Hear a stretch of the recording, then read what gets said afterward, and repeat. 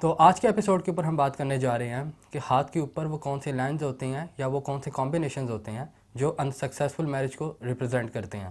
تو چلیے شروع کرتے ہیں.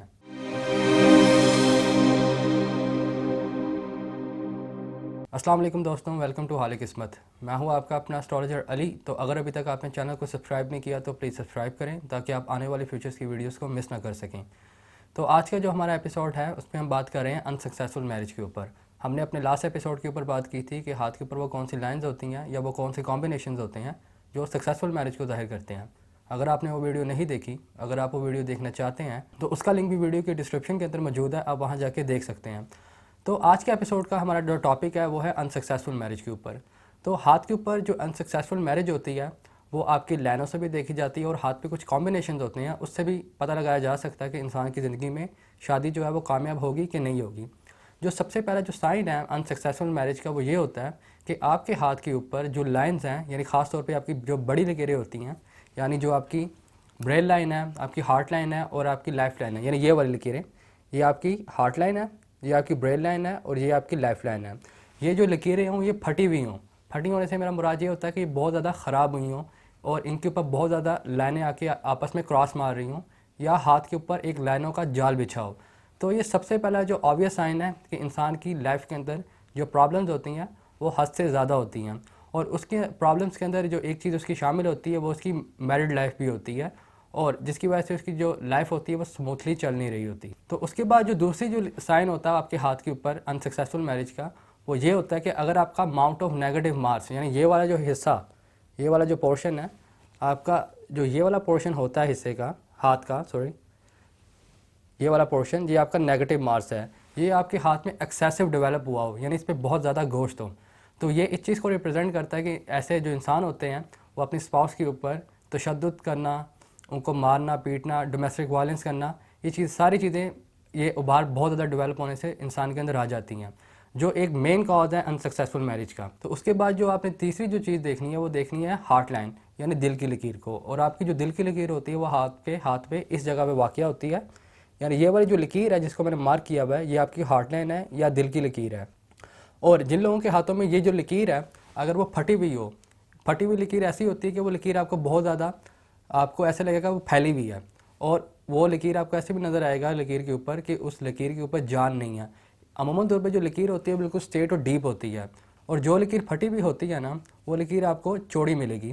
اور اس لکیر کے اوپر ایک اور بہت زیادہ آبویس سائن ہوتا ہے اور یہ ہوتا ہے کہ وہ لکیر آپ کو پھیکی سی محسوس ہوتی ہے ہاتھ کی باقی لکیروں کی نسبت. عموماً طور پہ اگر لکیر پھٹی ہوئی ہو وہ عموماً طور پہ کنسیڈر ہی بھی کی جاتی ہے. اگر ہارٹ لائن کسی بھی انسان کی پھٹی ہوئی ہو تو وہ انسان جو ہوتا ہے وہ ایموشن وائز اسٹیبل نہیں ہوتا.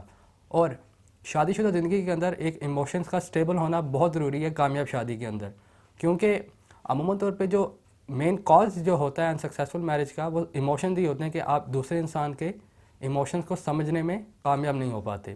اور یہی سیم چیز مرد اور فیمیل دونوں کے ہاتھوں میں امپلیمنٹ ہوتی ہے. عموماً طور پہ ویک ہارٹ لائن یا پھٹی ہوئی لکیر جو ہوتی ہے اگر میل کے ہاتھ میں ہو تو انتہائی نیگیٹو مانی جاتی ہے بنسبت عورت کے ہاتھ پہ. عورت کے ہاتھ میں اگر ہو تو یہ اتنی نیگیٹو نہیں ہوتی جتنا مرد کے ہاتھ میں ہوتی ہے. اگر مرد کے ہاتھ میں اگر ہارٹ لائن ویک ملے تو یہ ایک نیگیٹو سائن ہے. عورت کے ہاتھ میں ہو تو یہ نیوٹرل سائن مانا جاتا ہے. لیکن اس کا جو ہم ڈیٹیل میں بات جو کریں گے جا کے اپنی ہارٹ لائن کی سیریز میں کریں گے جب ہم وہ سٹارٹ کریں گے. اور اس کے بعد آپ نے جو چوتھی چیز دیکھنی ہے وہ یہ دیکھنی ہے کہ آپ کے جو ماؤنٹس ہیں وہ اپنے محور پہ یعنی اپنی پوزیشن کے اوپر موجود ہیں کہ نہیں ہیں. اور پوزیشن کا میرا مطلب یہ ہوتا ہے کہ آپ مثال کے طور پہ جیسے یہ آپ کا ماؤنٹ آف جوپیٹر ہے، جو ماؤنٹ آف جوپیٹر جو ہوتا ہے اس کی جو ایکچوئل پوزیشن ہے وہ یہ ہے، یہ اس کا ایکچوئل ایریا ہے. بعض اوقات آپ کو نظر آتا ہوگا کہ ماؤنٹ جو ہوتا ہے وہ دوسرے ماؤنٹ کے اوپر ایسے جھکا ہوا ہوتا ہے، یعنی اس کا جو جھکاؤ ہوتا ہے وہ اس ماؤنٹ آف سیٹرن کی طرف زیادہ ہوگا، یا آپ کو بعض اوقات انگلی کی دوسری طرف بھی وہ ابھار کا جھکاؤ ملے گا. تو اس کو کہتے ہیں کہ ابھار جو ہے اپنی پوزیشن پہ موجود نہیں ہے. ابھار کو عموماً طور پہ اپنا بالکل اسٹریٹ ہونا چاہیے، بالکل سیدھا اس طرح سے، وہ اس طرف سے جھکا ہوا یا اس طرف یعنی ادھر سائڈ کے اوپر جھکا ہوا نہ ہو.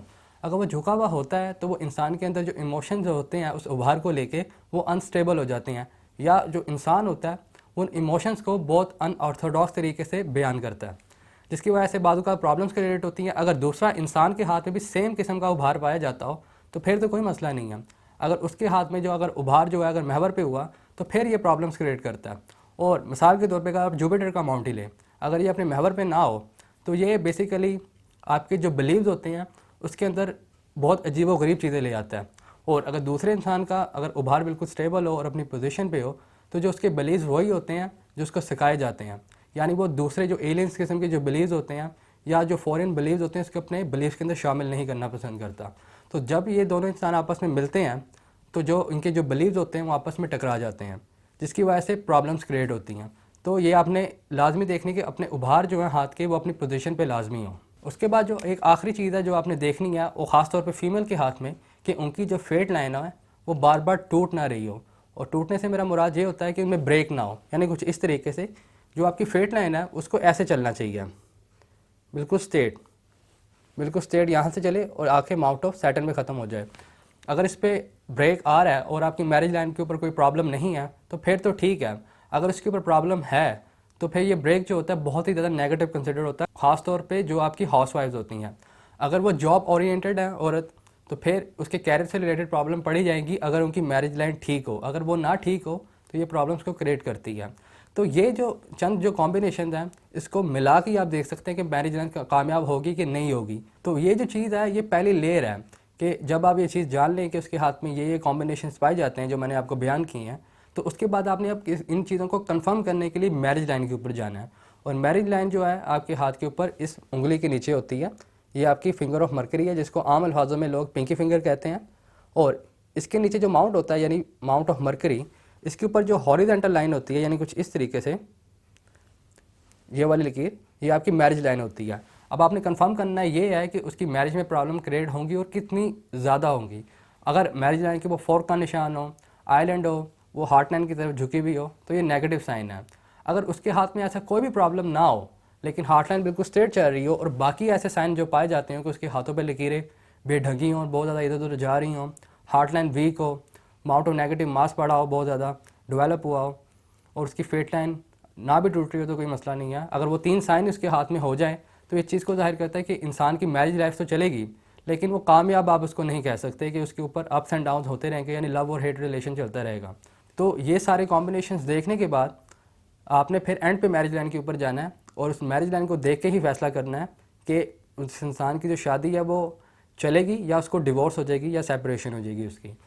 تو میں نے اپنی ڈیورس کی لائن کے اوپر بھی یا سیپریشن کی لائن کے اوپر بھی ایک باقاعدہ طور پہ ایک ویڈیو بنائی ہوئی ہے میرج لائن کی سیریز کے اندر.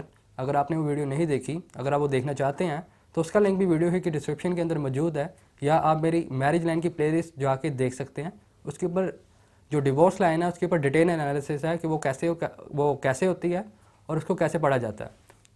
اگر میں آپ کو ایزی ورڈز میں کہوں کہ اگر ہاتھ کے اوپر جتنی بے ڈھنگی بے ترتیب لکیریں ہوں گی اتنی ہی آپ کی لائف میں پرابلم کریٹ ہوں گی. جتنا ہاتھ آپ کا صاف ہوگا یعنی کلیئر ہوگا, اس پہ بے ڈھنگی لکیریں نہیں ہوں گی, اتنا ہی آپ کی جو لائف ہے زیادہ سموتھ چلے گی.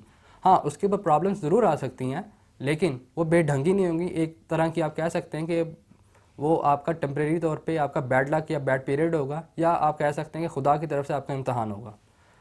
تو مجھے امید ہے کہ اب آپ کو سمجھ آ گیا ہوگا کہ ہاتھ کے اوپر کون سے کمبینیشنز ہوتے ہیں اور کون سی لائنز ہوتی ہیں جس سے آپ انسکسیسفل میرج کو دیکھ سکتے ہیں. تو اگر آپ کو یہ ویڈیو پسند آئی ہو تو اس ویڈیو کو لائک کریں, چینل کو سبسکرائب کریں, اس ویڈیو کو زیادہ سے زیادہ شیئر کریں تاکہ لوگوں کا جو مسکنسیپشن ہے پامسٹری کے اوپر خاص طور پہ وہ ختم ہو سکے. تو نیکسٹ ایپیسوڈ کے اوپر ہم بات کریں گے لائف لائن کے اوپر, کہ لائف لائن سٹارٹ کیسی ہوتی ہے اور اس کا مطلب کیا ہوتا ہے. تو اپنا اور اپنے پیاروں کا بہت زیادہ خیال رکھیے گا اور مجھے اپنی دعاؤں میں یاد رکھیے گا. اللہ حافظ.